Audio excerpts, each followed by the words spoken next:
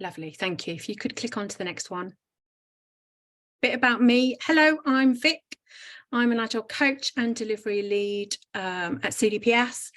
I've got around about 15 years of experience working in digital and Agile teams, both in the private and public sector. And I've been at CDPS since September last year, and I've worked with various teams in Wales since then, such as social care teams, Sport Wales, and the Welsh Revenue Authority. I'm usually the delivery type person within an Agile team, and often work with those teams to help them figure out the most efficient ways of working and also their workflow to enable them to deliver something of value. All right, before we get into the slides proper, Sean, could you go back to slide 5? Thank you. Oh, forward. There we go. All right. I wanted to ask you, how familiar do some of these things sound? Right, there's 1,000,001 things to do, but I have absolutely no idea what the priority is. Anybody ever felt that way before? Stick your hands up. Few people. Okay, next slide. I haven't stopped all day, but I couldn't tell you what I've delivered. Does that sound familiar? Sounds familiar to me. Put my hand up. Okay. And the last one, I've got no idea what the team is actually working on. Does that sound familiar to anybody? Sounds familiar to me.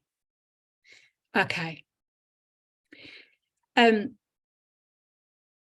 Are you unclear about the progress that the team has been able to make so far? Well, hopefully I can share some tips and techniques with you in the next 40 minutes that will help it easier to manage these scenarios. But first, let's talk about the Agile principles. So I'm really keen to connect back what we're doing in these lunch and learn sessions to the 12 Agile principles. So for Agile teams, our aim is to deliver small increments of value to a user early and on a frequent basis. And our success is measured by what we've been able to deliver into the hands of the users. So this lunch and learn really covers the 3 highlighted principles in depth. Next slide, please, Sean. In last week's Lunch and Learns, Sean shared how to set goals, measure value, and prioritise your backlog. In this week's Lunch and Learn, we're going to explore how do you visualise work that has been prioritised so that the whole team and your stakeholders know what you're working on, and how do you get things from your to-do list to done. Next slide. Thank you. But what is workflow? Okay. Well, really, in a nutshell, it's the process by which work is identified, visualized, prioritized, worked on, and completed by a team. It's also called the delivery pipeline. It's how an Agile team delivers work iteratively. This is the visual that you're seeing here is a sprint delivery cycle. It's not the only way to deliver work, but it is commonly used in Agile teams. And as we go through the next few slides, we're assuming, as I take you through it, that the team's working in a sprint fashion. Next slide, please. Sean, you'll need to come off mute as well if you want to play the video. I'm going to, before we explore workflow in greater depth, I want you to spend some time thinking about the significance of what's called batches and batch sizes. And their importance within your workflow. As we build complex systems, the size of our batches of work and the number of those batches directly influences our risk profile. So we can think of it like sprints in a sprint process, or tickets on a Kanban board if you're using Kanban. If we queue too many tasks or tickets or work, and those items remain open and working in parallel, we've exponentially increased our risk profile, often without acknowledging the total cost of that. Let's watch the video because this explains it in a really nice visual way.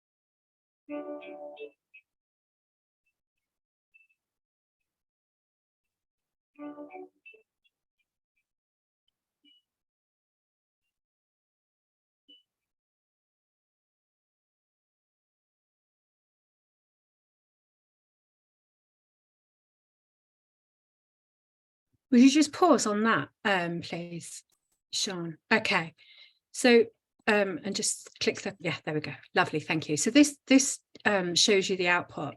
So in the video, there are 5 people that are trying to optimize the process of flipping coins. They vary the batch size. So in the first round, the batch size is 10. So they're trying to flip 10 coins before they move it on to the next person. In the second round, they reduce that batch size to 5, and in the final round, they reduce the batch size to 2. And what you're looking at here is the result of reducing the batch size. So you can see here that the smaller the batch size, the more efficient the process is.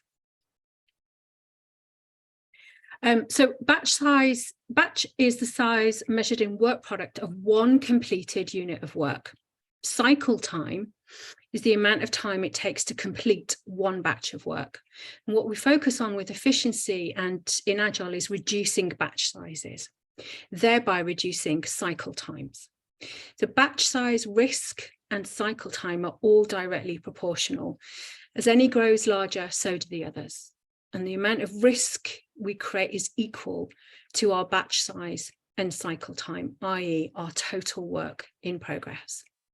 Risk shows itself in the form of total investment at risk, which could be inventory, market opportunity cost, revenue coming in, and so on and so on. And as such, batch size is also directly correlated to the number of assumptions that we're making, i.e. any untested hypotheses that we've got about the users or about the product that inform our product release. Next slide, please. Am I me? Thank you. Okay, so what you're looking at here is a Kanban board, and a Kanban board is often the way in which our process or our pipeline is visualized, and the way that those batches of work are actually visualized as well. So how is it useful? It makes work highly visible, visual, ensuring that everyone can see what is happening, who's doing it, and the progress that is being made. It also helps to identify where bottlenecks are in a process and identify areas for improvement. It aligns the team around priorities, and it's used to orientate the daily progress meeting that Agile teams use. So I'm going to talk you through how to create and use a Kanban board. Next slide, please. And next one. Okay. So this is effectively a prioritized backlog, an example of a prioritized backlog using a Kanban board. The backlog is the work that teams are focused on completing for the next period of time, so typically 2 weeks. It's represented here in this visual with the red border around it. It includes a set of tasks needed for a team to achieve a prioritized goal, and no more than this. It's placed in a column on the left-hand side of the board, of the Kanban board, and is shown in priority order with the highest priority at the top. Any new work for an Agile team should come from this list and this list alone. When picking up a new piece of work, a team member will see if there's anything already in progress, and they work left to right, focusing first on completing that work which is already started. And that's really to ensure that work is completed and to avoid starting too many things without completing them. Next slide, please, Sean. Okay, so you can see in this visual there are a number of columns on a Kanban board, and these columns are based on the flow of work. So the cards as they're listed there, the journey that the cards take moving across the board itself, and it all flows left to right. So your goal within Agile teams is to get those cards from left to right as efficiently as possible so that you can deliver value for your users. Cards are placed where the activity best fits based on those descriptions and not focused on the job role required to do it. So, for example, if a developer is doing some analysis work, that should sit in the analysis column that's highlighted here and not in the development column or the build column. The number of columns and headings varies from team to team, but it should reflect how work arrives on the board, the steps that are needed to complete a card until it's done or released. And when starting out, keeping it simple. So many teams really just start with 3 columns on their Kanban board, and they might be to do, doing, and done. So review these on a regular basis. It's important that the flow of work is reviewed and improved to reflect any change in working practices. And as the team gains experience, you can start to add more steps into the flow. Next slide, please. Okay, so let's talk about a bit more about the information that is contained within the board. So first of all, cards. So each card is a story or a task, describes the outcome that's needed from a piece of work, and it also describes a bit about who the work is for, i.e. the user. These all help give context for the person that's completing the work. They understand what the goal is, who it's for, and the value it brings to the user. Cards also include the acceptance criteria so that whoever is working on the card knows when it's done, when it's finished, and they can stop working on it. It can also be written in a what and why format rather than a user story, as is shown in this format here. So what is the work that you need to get done and why do you need to do it? Always focusing on the user. Next slide, please. Work in progress. So some teams agree limits on the work that is actually in progress, so work that has already started. The reason they do this is because it ensures that the focus remains on completing work and releasing it to the user. When the work in progress limit is reached, the team swarms to help. So in this example, you can see that there are 2 work in progress limits. There's a work in progress limit of 5 in the to-do column. That means that no more than 5 cards can be in the to-do column at one time. And then similarly in the contacted column, there can be no more than 2 cards sitting there. The team collectively agrees the work in progress limit. One way to indicate who's working on a story is by using avatars. So it becomes obvious who's contributing to the completion of a story. Just as we set work in progress limits for the entire team, we can also set work in progress limits for individual team members to make sure each person within the team doesn't become overwhelmed by doing too much. And remember, the reason for that is that we're aiming to finish what is started, since there is no value delivered to a user until this happens. Next slide, please. Okay, swim lanes. So where there's a dependency between teams and the work they're delivering, or the same people are working on similar projects, swim lanes can be used and added to your Kanban board, which enables you to keep track of capacity across both pieces of work or teams. It gives flexibility when it comes to prioritization and diverting people to focus on an important story or piece of work. You can consider the impact with all the information available to you in one place. I like this example because it visualizes the work as opportunities and interventions in progress, which talks about the possibility of what might be achieved rather than being really prescriptive on the task that needs to be completed. It suggests that the team is working on solving a problem rather than delivering a fixed feature. Next slide. Let's talk a bit about blockers. Okay, so when a team hits a blocker or something that is going to stop them from completing a task, it's important that these things are raised and discussed during your daily progress meetings or stand-ups, if you're calling them that. you need to discuss how it can be unblocked, or if it needs to be escalated outside of the team. And there's a number of ways that you can do this. So you can have in this visual, there's a separate column for blocks. So anything that is unable to be progressed by anyone in the team, we move those into the blocked column. Then there's a conversation that talks about how those things can be unblocked. Alternatively, rather than having a separate block column, you could put a blocked sticker onto a specific ticket as well. But the same principle applies, having the conversation within the team to talk about how you can remove the thing that is blocked.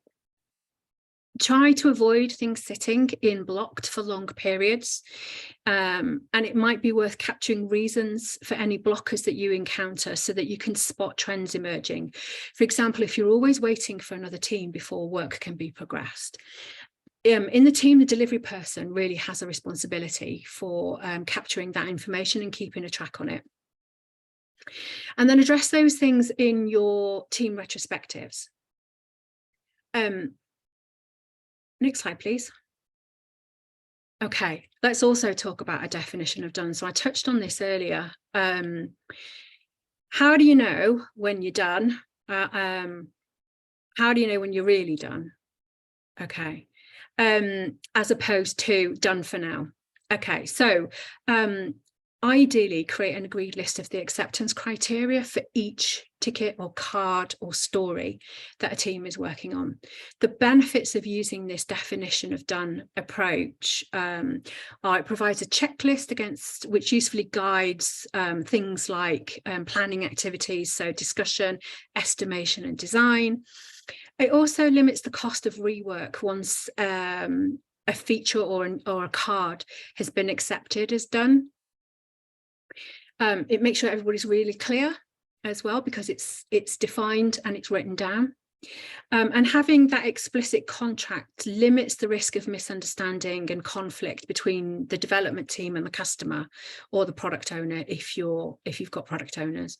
For some teams, it might be a definition of ready that you use rather than a definition of done if you are constrained by a change management process. So what I mean by definition of ready is that you're ready to ship in the future as part of a big change release, if that's the way that your change cycle works. Here's an example in the screen of a definition of done. There's no hard and fast rules around this. Basically, the team decides what's their own definition of done, and that's part and parcel of what you define up front around your ways of working. Next slide, please. Okay, so you might think that's it. Once it's done, it's done. There's nothing else for us to do.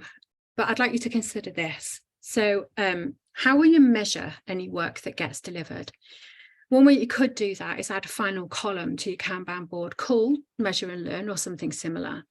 And when does something go into this column? So for example, you might decide to put something into that column when there are some KPI metrics that you need to track over a specified amount of time. Or when you need to decide whether there's any more work that needs to be done once you've analysed the value of the thing that's been delivered. The reason I'm advocating for that as an additional column is that it's visible. Again, this is all about visibility and visualising work that you've got so that everybody is aligned around it. If you're going to do that, also include the date for when you should stop measuring, and you need to make a decision so that you don't keep going on and it's not being a useful thing. Next slide, please, Sean. Okay, flow metrics. Okay, has anybody heard of flow metrics before? Let's see if anyone's got any hands up. No, all right, okay. So flow metrics are a technique used in lean and agile teams. They answer any questions about your workflow, such as how predictable is your process, which stages most work gets accumulated in, how efficient are you, how much work can you deliver for a given period of time, and more. And the flow metrics in Kanban provide multiple opportunities for the team to improve their process and their workflow over time. Next slide, please. So there are four flow metrics, four broad and commonly used flow metrics. So these are cycle time and lead time. So in order to measure work processes, cycle time and lead time answer questions such as how long does it take to complete a certain amount of work. And if you use these metrics, you can map your optimization efforts to ultimately deliver value faster. Throughput is another metric, and this represents the consistency of your delivery rate, or how much work you can deliver in a given time. So that might be in a day, in a week, in a sprint, in a month, in a quarter, for example. Understanding your team's delivery pace will enable better predictability and more accurate forecasts. A good practice is using a system that enables you to accumulate historical throughput data so you can better support your future decision making. And the last metric that could be used is work in progress. We've already touched on that a bit. So work in progress provides insights into how much active work lives in your workflow. So the greater the number of unfinished tasks, the greater your cycle time. Measuring work in progress shows how work moves through the various stages of your workflow, and you can use it to quickly analyze work items that have a high risk of being delayed, monitor the changes in your pace, and also spot if there are stages where too much work gets accumulated, i.e. if you've got any bottlenecks in your flow. But why do flow metrics matter? Well, you need flow metrics, and they're important to a healthy work process. So a few of the benefits that they bring: improve predictability, faster delivery, helping to identify bottlenecks, improving your risk management, providing more accurate forecasts, and supporting work processes optimization. But a word of caution. This is all data for the team. Not for managers to beat people over the head with the outputs. And I would say, if you use flow metrics, don't fall into the trap of these being the only ways in which you measure quality and value, because if that is the case, you will lose sight of the real meaning of value, which is delivering iterations and increments to the end user. That's the real measure of quality.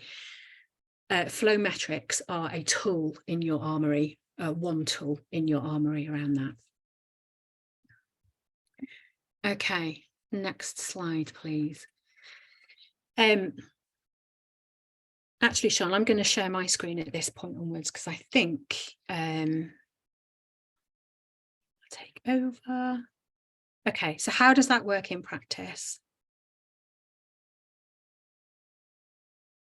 I'm going to share a simulation of all of this with you. Right, here we go. Can you see? Should look like a bit like a Kanban board. Fabulous. I ummed and ahed over whether to put this in, but it really shows how it all works. Okay, what we're looking at here is a simulation of a Kanban board and a flow. So this team's flow goes from ready is the work that's been prioritized, then it goes into development, then it gets tested, then it gets deployed, and then it's live, i.e. users can use it. Okay. The green cards are the work that the team needs to get done in this sprint cycle. I've used the work in progress limit option on each of these columns. So for development, there's a limit of 5 cards that can be in progress at any one time. In test, it's 2, and it's in deployment, it's 2 as well. What I'm going to do is run the simulation. You can see the cards moving through the boards. What I want you to do is keep an eye on the last column, which is live and cycle time.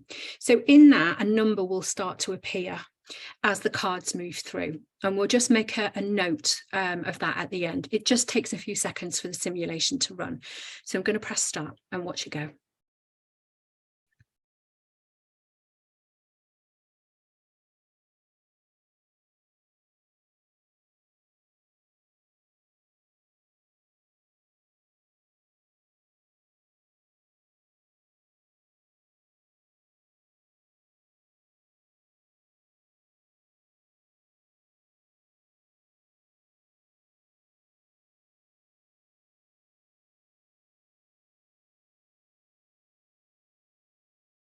Okay, I'm going to pause it there because we've got a blocker. Because of our work in progress limits, we're stuck effectively. And the team is spending an awfully long time on completing this work that's now in the development column. If you notice, the cycle time is up to 17 days. It's just here in the top right. So in the live column, okay. I'm going to try and get this particular simulation to finish by reducing the work in progress limit and see what happens.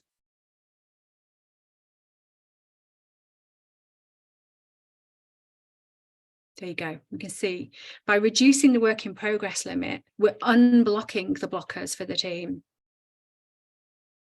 And work starts to move again. What's happened there is because I've reduced the work in progress limit, it's refocused the team's efforts.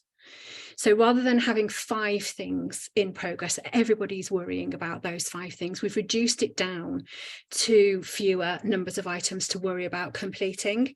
And that has enabled the team to get the work done and get it through to live for the user. I'm going to show you what that looks like. So this diagram here, the bit you need to pay attention to is the bit in red, actually, because the red bits show what's happening in the development part of the workflow cycle. And just by virtue of the fact that that red section is really, really large, you can see that that's showing you where the bottlenecks are. So you know that you need to do something about that particular step in the workflow process. I'm going to run that again and just show you the effect of setting up cycle time work in progress time in a different way.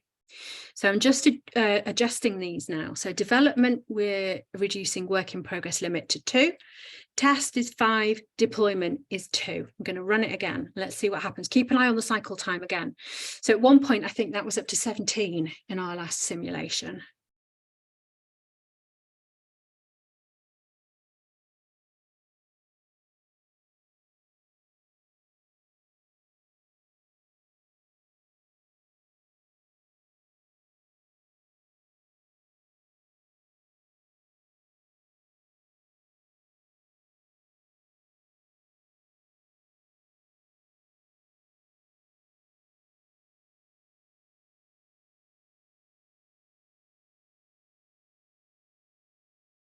Okay. So in this simulation then, the work's done after 51 days and the cycle time has increased to 19.8. And you could actually see it went yellow partway through. So we know that the bottleneck is now in our test part of the flow. And if we look at the cumulative flow diagram, you can see that confirmed there. So the size of the orange section is increasing. So we know that to optimize our delivery, we need to do something about that test part of our cycle. So let's go one last time, and I'm going to play around with these even more, see if we can make that cycle time even better. I think it was around about 20 once that simulation had run. So I am going to reduce development work in progress limit to 2, test limit to 2, and deployment to 5, and let's see what happens.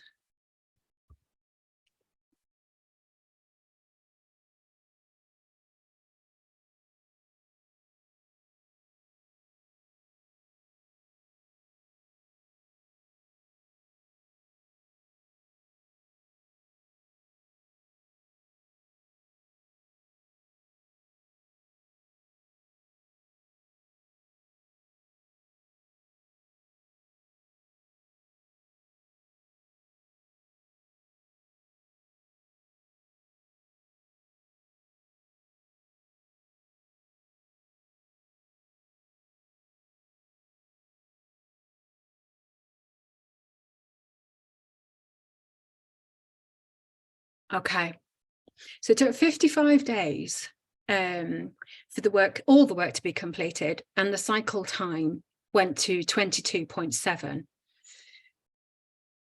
And in terms of the cumulative flow, you can see a more equal distribution here, the colours are showing us that. So we're getting, but we've still got a bit of a bottleneck in deployment, because you can see that here, right, right here at the bottom. So I think what I wanted to say about this is just to emphasise the importance of playing around with your work in progress limits can have a significant impact on your efficiencies. And not always in the way that you expect. So with that particular example, we had our work in progress limit set to 2, 2 and 5. So in theory, you know, you might expect to see work flowing through. Now, one reason that that might not happen is because of the amount of effort that is needed in order to complete each piece of work. So if you do all of your adjustments and you're still saying, why is this taking so long? I'm not expecting this. I've made all the adjustments to the flow and it's still taking a long time. Well, one reason for that could be quite simply that the individual pieces of work are too large. So what you would do then is start to break them down into smaller chunks and into smaller tasks. So you can start to see the impact that batch might have, the size of the batch might have. Coming back to the video at the start, that also, as well as the flow of the work going through, the size of the work also has an impact too. Okay, hopefully that simulation gave you a bit of a clue about how it all works in practice. I'm going to stop presenting now, and I'm just going to give you the opportunity to ask any questions. Let me put that into present mode. There we go. All right, does anybody have any questions?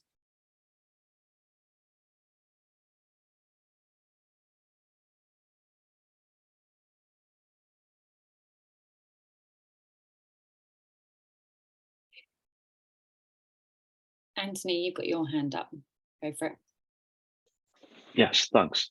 I'll have to go in a minute because I've got a meeting at 2, but I've used Agile in some projects previously and I found it really useful. I think the challenge is getting all my colleagues on board with using it. So my question is, how do you sell Agile to a wider team, because everyone needs to play a part in it for it to work? I find it's difficult to maybe change that culture over a short period of time. Yeah, I mean, ultimately, having 1 or 2 examples in your back pocket will always help with that. So there's a number of things here potentially why people might not be willing. So number one is it's a change. And it could be as simple as that. So how can you help people navigate the change and also be really clear about what's expected from them? So you may need to spend some time doing that. We do some sessions on the basics of digital and agile that take people through the differences between perhaps what might be a more traditional approach to delivering work and then an agile approach. But so for some people, it needs to be even more specific than that even. So it needs to be what's the, kind of really focusing in on what's the impact for them. And before they understand that, then they may not be willing to engage. Second thing to focus in on is the value that it delivers. Why should people care about it? I'm not here to do PR for our courses, but I'm going to say again, we do that. We do cover that in some of our courses. And whether you, send people on a course or send them along to one of ours or try to do that yourself, it's really about helping people to understand the value that could be delivered. So not just from the product perspective or the service perspective, but also from a people perspective. So thinking about how agile working environments deliver better outcomes for people that are involved in working in that way, not just the product and service that they deliver. We could spend like a whole afternoon talking about this, but I would say that those are the 2 key things, and maybe having a couple of examples in your back pocket. And so examples, make sure you've got some measurements with those so you can demonstrate the specific value and difference that was delivered doing it in an agile way. That helpful? That help?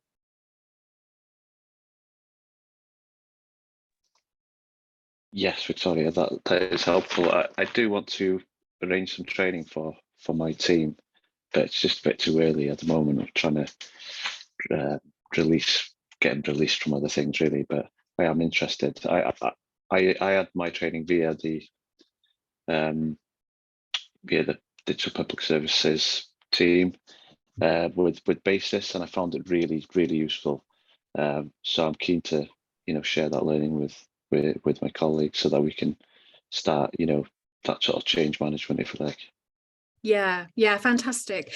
Yeah, I mean, there's actually a form on our website that you can just, when you're ready, you can fill that in, and it comes through to us, to P and the rest of the team, and it just gives you the opportunity to outline the kind of help that you might need, or the kind of training.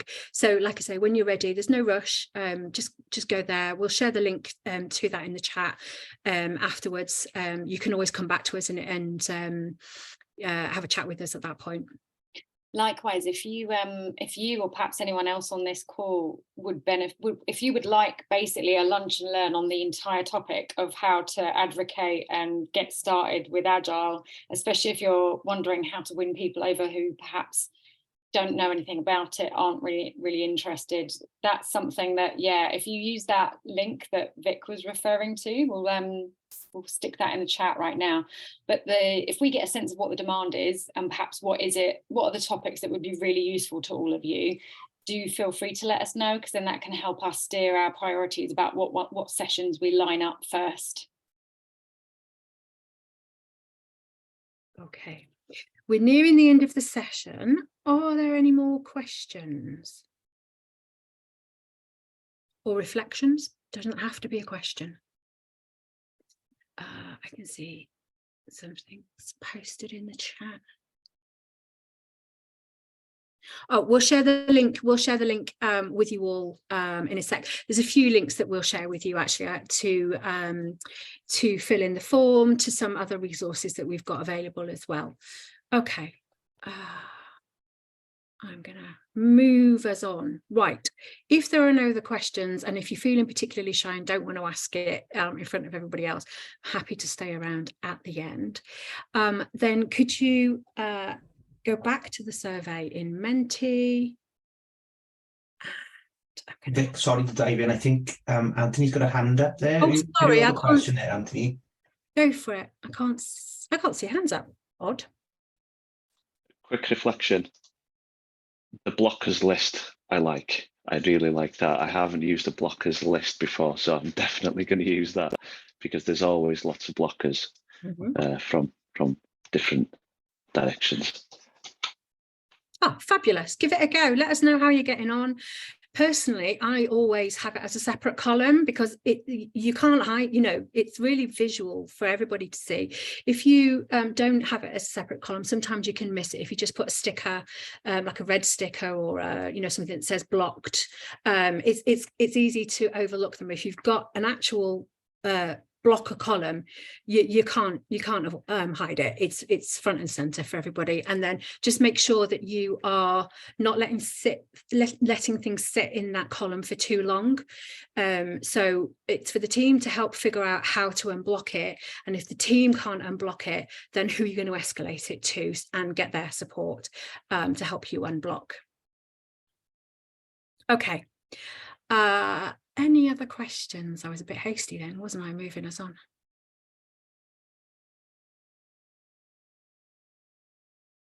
No? All right then. So if you wouldn't mind doing this again. Oh, actually, before I do that, let me share the link. That would be helpful.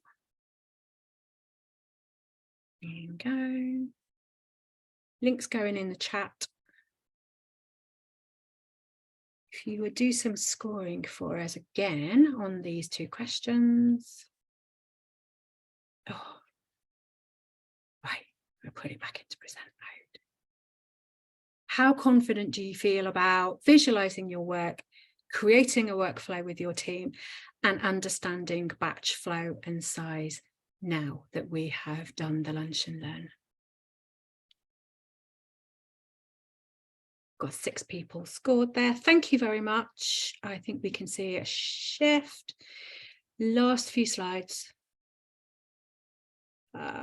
just to let you know, our next Lunch and Learn session is next Monday. Jamie is going to lead that, and he's going to be talking all about how to use prototypes to test assumptions. And we're also going to share with you in the chat some links to a resource board that we've put together, links to the slides, and then also a link for how to sign up for some of the other stuff that we do, like lean coffees, and also how to get in contact with us about our training courses.